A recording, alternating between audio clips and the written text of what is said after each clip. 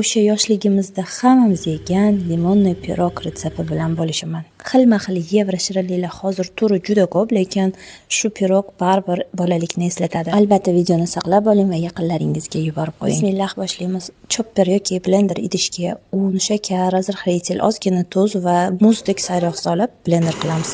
Pesokni kumur-kumur chiqadigan xamirga kamroq qo'lda ishlov berish uchun shu usuldan foydalanamiz. Ketidan 2 ta tuxum va 1 osh qoshiq to'liq qaymoq yoki mayonez solib xamir qoramiz. Videoda ko'rsatilgandek xamirga nomiga ishlov beramiz va strech paketga solib, yuqoriroq qilib, morozilkaga 2 soatga jo'natamiz. Agar bu video sizni Instagramingizda chiqayotgan bo'lsa va menga obuna bo'lmagan bo'lsangiz, albatta obuna bo'ling, chunki foydali retseptlar bilan bo'lishib boraman. Endi orasidagi nachinkasini tayyorlab olamiz. 2 dona kattaroq limon va 2 ta kattaroq mandarindan foydalanamiz. Limonlarni ustidagi chadrasini qirg'ichdan chiqarib, ko'rsatganimdek, orasidagi oq po'stlog'ini shilib tashlaymiz. Bu nachinkani taxir bo'lib qolmasligi uchun. Ketidan shakar solib blender qilamiz. Gazga qo'yadigan idishga solamiz va jo'xori kraxmaliga o'zini suvidan solib, kraxmallar kamochkasi ketguncha aralashtirib, yana o'ziga qo'shib yuboramiz. O'rta olovda tinimsiz quyilguncha aralashtirib turamiz. Shunaqa yarki sochni konfetyur tayyor bo'ldi. Endi muzlab turgan xamirni ikkiga bo'lib olamiz. Bizga pergament qog'oz solamiz va muzlagan xamirni qirg'ichdan chiqaramiz.